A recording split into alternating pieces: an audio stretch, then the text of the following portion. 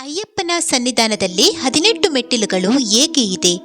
ಪ್ರತಿಯೊಂದು ಹೆಜ್ಜೆಯ ವೈಶಿಷ್ಟ್ಯತೆ ಏನು? ಮೆಟ್ಟಿಲುಗಳ ಮಹತ್ವ ಏನು? ಈ ಎಲ್ಲ ಮಾಹಿತಿಯನ್ನು ಈ ವಿಡಿಯೋದಲ್ಲಿ ತಿಳಿಯೋಣ. ನೀವೇನಾದರೂ ಅಯ್ಯಪ್ಪ ಸ್ವಾಮಿ ಭಕ್ತರಾಗಿದ್ದರೆ ವಿಡಿಯೋಗೆ ಒಂದು ಲೈಕ್ ಕೊಟ್ಟು ಅಯ್ಯಪ್ಪ ಭಕ್ತರಿಗೆ ಶೇರ್ ಮಾಡಿ, ಸ್ವಾಮಿಯೇ ಶರಣಮಯ್ಯಪ್ಪ ಎಂದು ಕಮೆಂಟ್ ಮಾಡಿ.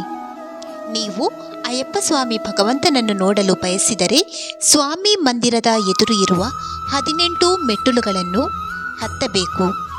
ಅದು 48 ಗಂಟೆಗಳವರೆಗೆ ವ್ರತ ಆಚರಿಸಿ ತಲೆಯ ಮೇಲೆ ಇರುಮುಡಿ ಇಟ್ಟುಕೊಂಡು ಈ ಮೆಟ್ಟಿಲುಗಳನ್ನು ಹತ್ತಿದರೆ ನೀವು ಅಯ್ಯಪ್ಪನ ದರ್ಶನವನ್ನು ಪಡೆಯುತ್ತೀರಿ ಮತ್ತು ಸಂಪೂರ್ಣ ವ್ರತದ ಫಲ ದೊರೆಯುವುದು.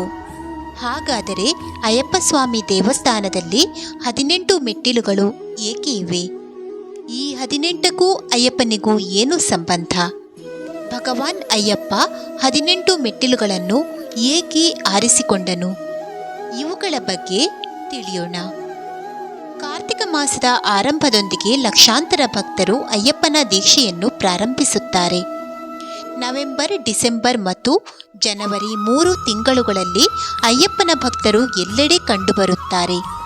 ಕಟ್ಟುನಿಟ್ಟಾದ ನಿಯಮಗಳು ಮತ್ತು ನಿಬಂಧನೆಗಳೊಂದಿಗೆ 41 ರಿಂದ 48 ದಿನಗಳ ಕಾಲ ಮಂಡಲ ದೀಕ್ಷೆಯನ್ನು ನಡೆಸಲಾಗುವುದು.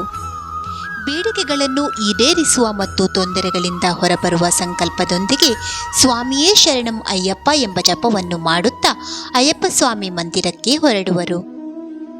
ದೇವಾಲಯದ ಮುಂಭಾಗದಲ್ಲಿರುವ 18 ಮೆಟ್ಟಿಲುಗಳನ್ನು ಪಡುನೆಟ್ಟಂಬಾಡಿ ಎಂದು ಕರೆಯಲಾಗುತ್ತದೆ. ಈ ಮೆಟ್ಟಿಲುಗಳನ್ನು ಹತ್ತಲು ಪ್ರತಿಯೊಬ್ಬ ಭಕ್ತನು 41 ಅಥವಾ ಕೆಲವು ಕಡೆ 48 ದಿನಗಳ ಕಾಲ ಮಂಡಲ ದೀಕ್ಷೆಯನ್ನು ತೆಗೆದುಕೊಂಡು ಅವುಗಳನ್ನು ಇರುಮುಡಿಯ ತಲೆಯ ಮೇಲೆ ಇರಿಸಿ ಮೆಟ್ಟಿಲುಗಳನ್ನು ಹತ್ತುತ್ತಾರೆ. 18 ಮೆಟ್ಟಿಲುಗಳು ಏಕೆ ಅಯ್ಯಪ್ಪ ಸ್ವಾಮಿ ಆಯ್ಕೆ ಮಾಡಿದರು ಎನ್ನುವುದಕ್ಕೆ ಒಂದು ನಂಬಿಕೆ ಇದೆ.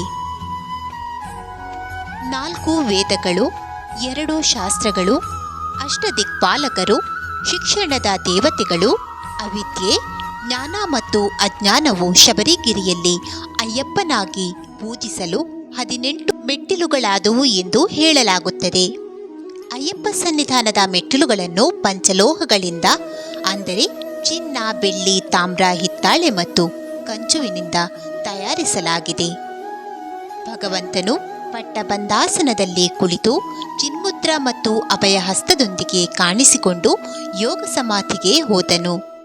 ಅವನು ಬೆಳಕಿನ ರೂಪವಾಗಿ ಅವತಾರ ತಾಳಿದನೆಂದು ಪುರಾಣಗಳು ಹೇಳುತ್ತವೆ. ಈ ಮಾಹಿತಿ ನಿಮಗೆ ಇಷ್ಟ ಆಗಿದ್ದರೆ ಲೈಕ್ ಮಾಡಿ, ಶೇರ್ ಮಾಡಿ, ಚಾನಲನ್ನು ಫಾಲೋ ಮಾಡಿ. ಮತ್ತೆ ಇನ್ನೊಂದಷ್ಟು ಮಾಹಿತಿಯೊಂದಿಗೆ ಭೇಟಿಯಾಗೋಣ. ಧನ್ಯವಾದಗಳು.